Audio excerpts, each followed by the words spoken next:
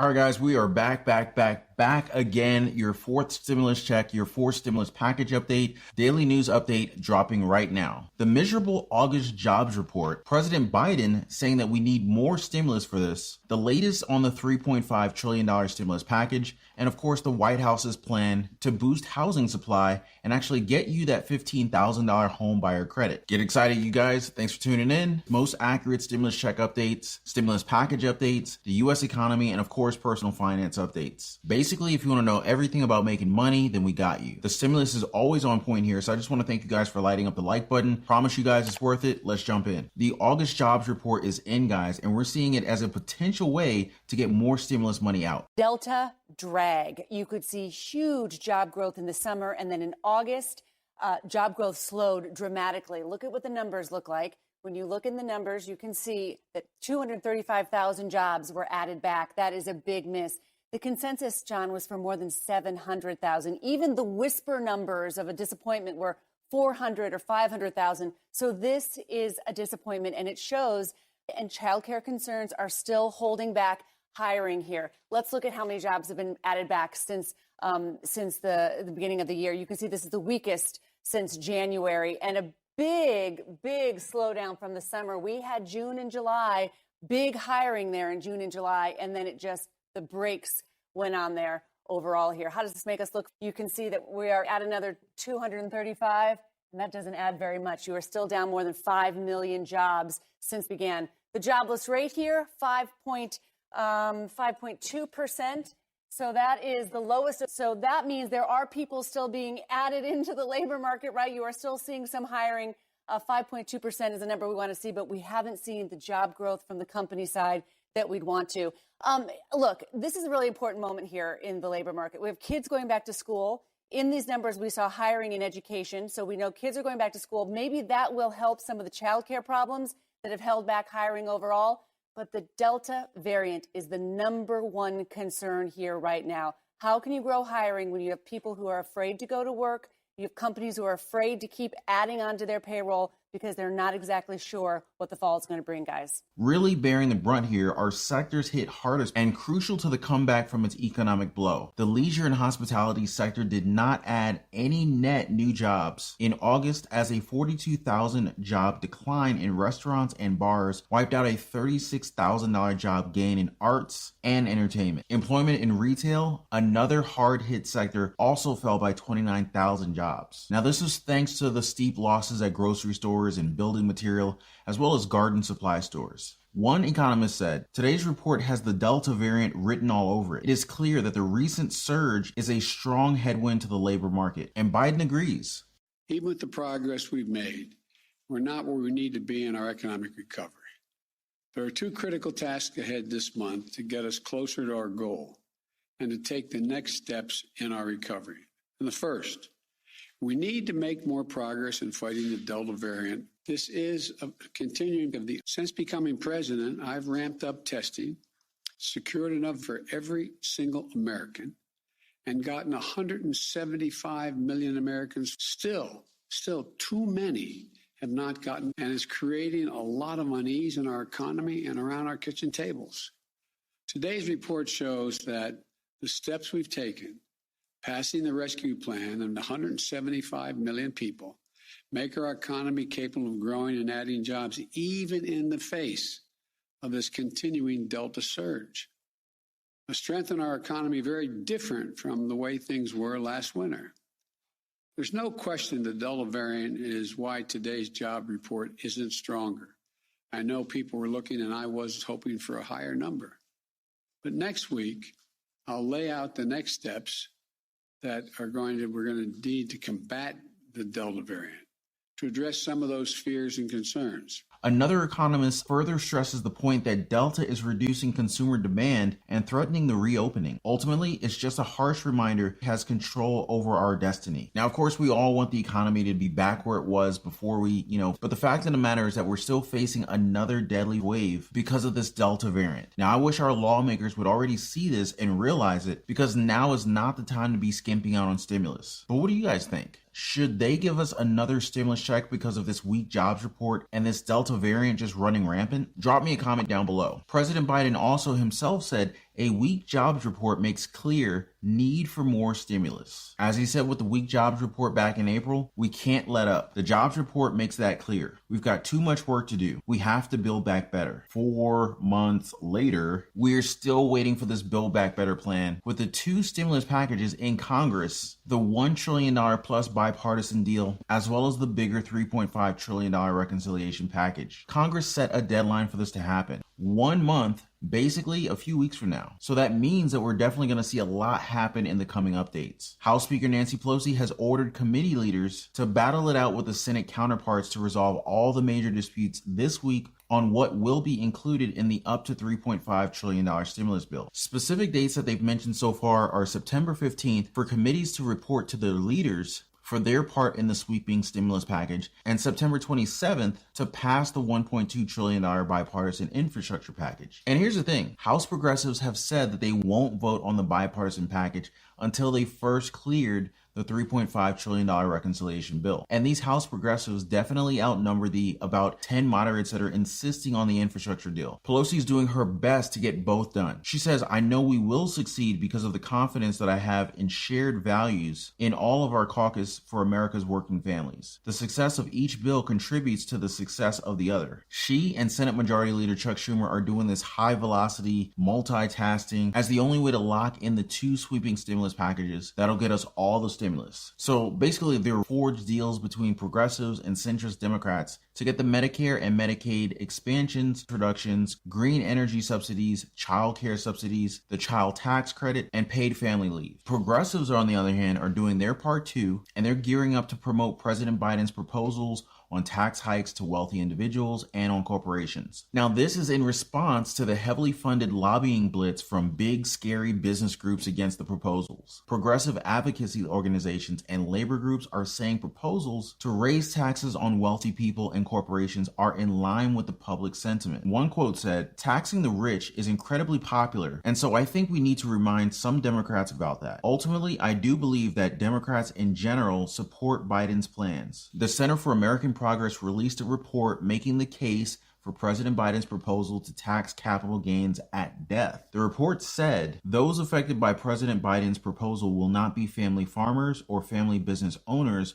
but rather the heirs of stockholders, bondholders, and landlords. The working class will be protected, even as the passive rich will not. Another group wrote to committee chairman Richard Neal about the raising taxes on multinationals. They said, "We must not waste the historic opportunity to crack down on offshore corporate tax avoidance and align our tax rules with the interests of working people rather than the ultra-wealthy and multinational corporations." Heck, even the rich people are supporting this one. A group of more than 200 millionaires and corporate leaders sent a letter to congressional leaders on Wednesday highlighting their support for several of President Biden's proposals, including capital gains and a 28% corporate tax rate. Now, according to their letter, it would defy common sense not to have those of us who make the most have the most and would suffer the least to do marginally more to secure the nation's future. President Biden's tax plan does just that. Another group of wealthy Americans called the patriotic millionaires are telling lawmakers that we would prefer not to live in a country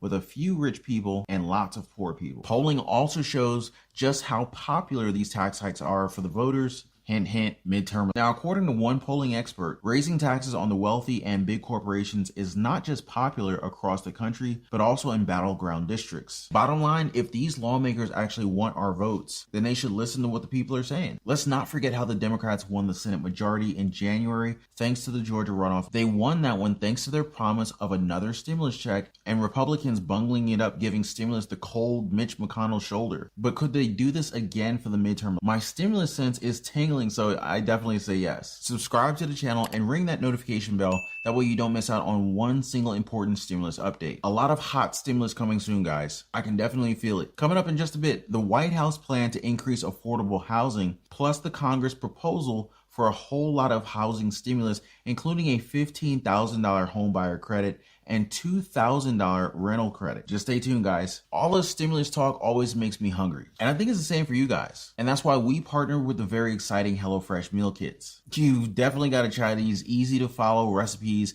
with very clear nutritional information, pre-portioned ingredients straight from the farm, convenient meal kits that fit perfectly in your fridge, and overall a fun cooking experience that will definitely take away your worries about what to cook for the family next. They already do all the mixing and matching, so you don't have to waste time and money trying to figure that out. Pretty cool, huh? Even better, you can use our channel exclusive code for a special bargain deal. Use code RonYates14 to get up to 14 free meals across your first 5 HelloFresh boxes, plus free shipping. They definitely had me at the 14 free meals and the free shipping. And a small part of the proceeds go to our channel, so I just want to thank you guys so much for the love and for the support. Again, guys, the code is RonYates14 at HelloFresh.com. Check out their page now. Now, another item on our stimulus watch list is Senator Joe Manchin threatening to torpedo the $3.5 trillion budget bill. He said, "I, for one, won't support a $3.5 trillion bill or anywhere near that level of additional spending without greater clarity about why Congress chooses to ignore the serious effects inflation and debt have on the existing government programs." Well, progressives are not all that happy about what he had to say about that, and they made it very clear. So you got Representative Pramila Jayapal. She said, "Pause on finally delivering childcare, paid leave, education, healthcare,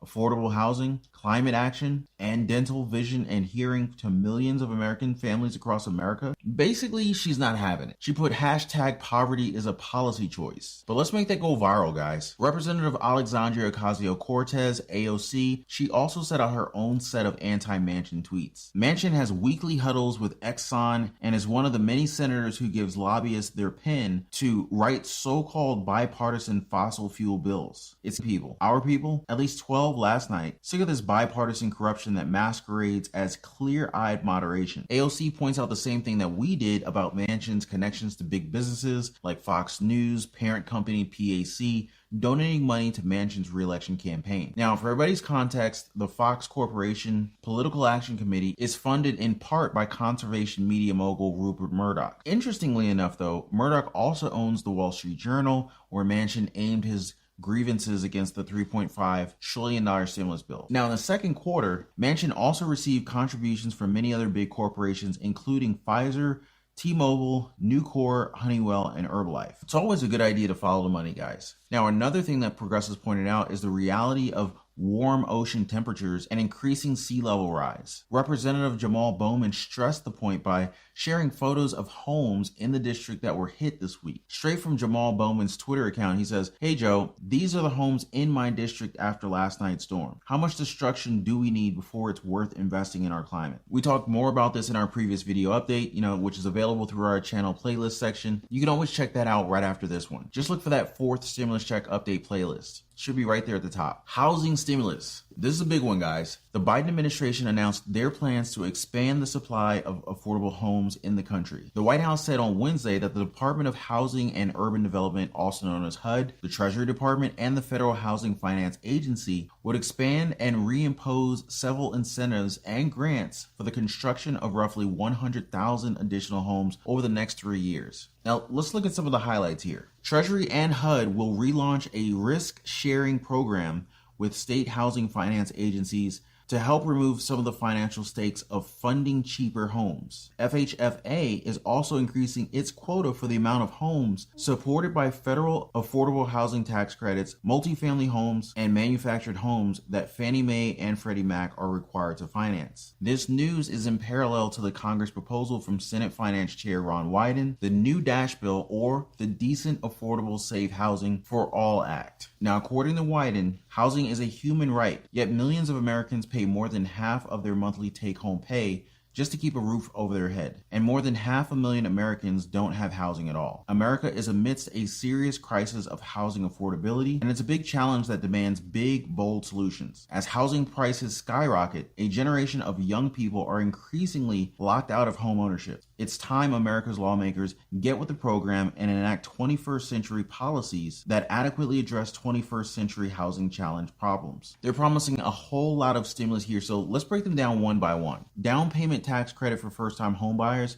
$15,000. First-time home buyer credit, fully refundable and equal to 20% of the purchase price of a home. Fully refundable, guys. So meaning, any money left over goes straight into our pocket. Renter's tax credit. This credit is equal to 110% of the difference between market rent and utilities and 30% of the tenant's income. So let's just say you have a 1-bedroom apartment at $700 plus, let's just say about $200 for utilities and $2,500 monthly income. That's a total of $165 per month that renter's tax credit you for. Multiply that by 12 months, that's $1,980 a year. That's almost $2,000. And this is exactly what you would actually get through this tax credit. This is another $2,000 stimulus right here. So that'll total a $165 per month renter's tax credit for you. Not too shabby, huh? Now, of course, this could definitely go up depending on your situation. There's also some other stuff here about tax credits for home builders, but that's just really to give you more options for affordable housing down the line. Now, if you're a home builder yourself, you can actually check out the details through a quick Google search. But bottom line here, this new DASH Act, it wants to make a generational investment to end childhood homelessness and tackle the housing affordability crisis that's taken hold in Oregon and across America. It especially promises housing for everyone